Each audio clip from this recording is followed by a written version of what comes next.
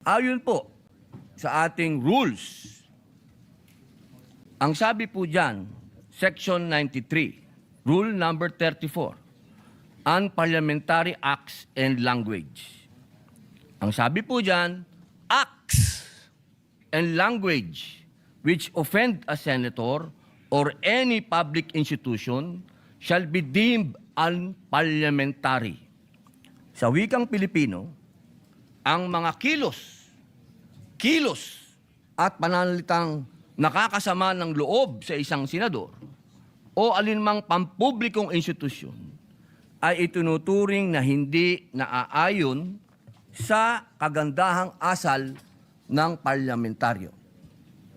Malinaw po na sutuntunin na ito ng Senado na anumang kilos at pananalitang nakakasama ng loob sa isang senador o sa alinmang pagpampublikong institusyon ay hindi katanggap-tanggap.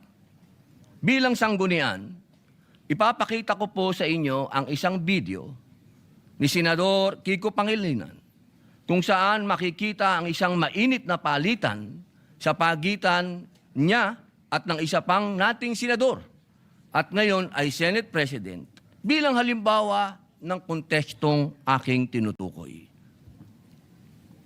Pwede mo ba sabihin sa anak mo, anak, pag mali sila, gumawa ka na rin ng mali. Anak, okay lang mangbastos kasi mas bastos sila eh.